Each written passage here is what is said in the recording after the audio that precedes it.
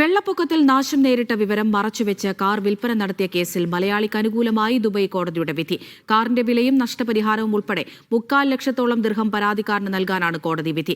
അലൈനിലെ UAE university മാധ്യമ വിഭാഗം ജീവനക്കാരനായ കൊട്ടക്കൽ സ്വദേശി ജാഫർ ഇബ്രാഹിമിന്റെ നിയമ പോരാട്ടമാണ് വിജയം കണ്ടത്. കനത്ത മഴയിൽ UAEയിൽ വ്യാപകമായി വെള്ളപ്പൊക്കമുണ്ടായതിന് പിന്നാലെ കഴിഞ്ഞ വർഷം മെയ്യിലാണ് ജാഫർ ഇബ്രാഹിം ദുബൈയിലെ ഒരു പാക് സ്വദേശിയിൽ നിന്ന് മെഴ്സിഡസ് ബെൻസ് കാർ സ്വന്തമാക്കുന്നത്. കാർ വെള്ളപ്പൊക്കത്തിൽ കുടുങ്ങിയതല്ല എന്ന് വിൽക്കുന്നയാൾ പലവട്ടം വാക്ക് നൽകിയതിനു പുറമെ ഇക്കാര്യം ഉറപ്പിക്കാൻ വാഹനം ദുബായ് അൽക്കൂസിലെ ഒരു ടെസ്റ്റിംഗ് കേന്ദ്രത്തിൽ പരിശോധനയും നടത്തി. വെള്ളപ്പൊക്കം വാഹനത്തെ ബാധിച്ചിട്ടില്ല എന്നായിരുന്നു ആദ്യ പരിശോധനാ ഫലം.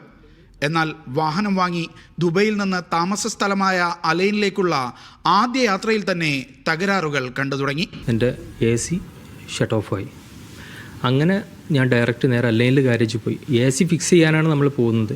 അപ്പം AC ഫിക്സ് ചെയ്യുന്നതിനിടയിൽ അവിടുത്തെ ഗാരേജ് താഴെ എന്നോട് ചോദിച്ചു, ഫ്ലഡഡായ വണ്ടി എന്തിനാണ് ഈ എടുത്ത് ചോദിച്ചു. അപ്പോഴാണ് ഞാൻ ഐഡൻറ്റിഫൈ ചെയ്യുന്നത് ഈ വണ്ടി ഫ്ലഡഡ് ആണെന്നുള്ളത്.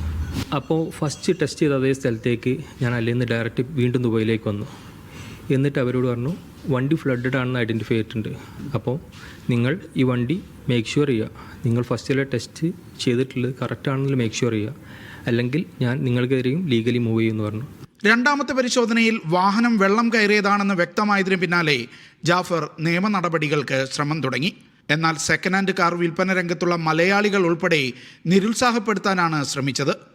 എങ്കിലും ദുബൈയിലുള്ള സഹോദരന്റെ സഹായത്തോടെ ജാഫർ കോടതിയെ സമീപിച്ചു.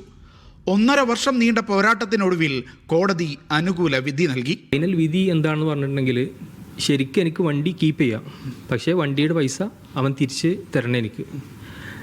പിന്നെ കോമ്പൻസേഷൻ, എനിക്ക് എത്ര എക്സ്പെൻസ് ഇതിൽ ചിലവായി, അഡ്വക്കേറ്റ് ഫീ, അതുപോലെ ബാക്കി എല്ലാ എക്സ്പെൻസും, വണ്ടിയുടെ പ്രശ്നങ്ങൾ, ഇതിനെല്ലാം ചിലവായ എക്സ്പെൻസ് ഫുള്ളായിട്ട് അവൻ എനിക്ക് തിരിച്ചു തരണം. ഇതാണ് വിധി. പക്ഷേ വണ്ടി ഞാൻ അവനക്ക് തന്നെ തിരിച്ചു കൊടുത്തു. കാരണം ഈ വണ്ടി എത്ര കാലം ഉപയോഗിക്കുന്നു, ഫ്ലഡ് വണ്ടി ഇലക്ട്രിക്കൽ ഡാമേജ് ഒരുപാട് വരും. വണ്ടി അവർക്ക് തന്നെ തിരിച്ചു കൊടുത്തിട്ടാണ് ഫുൾ എമൗണ്ട് കളക്ട് ചെയ്ത്. ഇത്തരം തട്ടിപ്പിന് വിധേയരാകുന്ന സാധാരണക്കാരായ പ്രവാസികൾക്ക് പ്രതീക്ഷയേകുന്നതാണ് തനിക്ക് അനുകൂലമായ കോടതി വിധിയെന്ന് ചൂണ്ടിക്കാട്ടുകയാണ് പരാതിക്കാരനായ ജാഫർ ഇബ്രാഹിം. യാസർ അറഫാത്തിനൊപ്പം ഷിനോദ് ഷംസുദ്ദീൻ, മീഡിയ 1, ദുബായ്.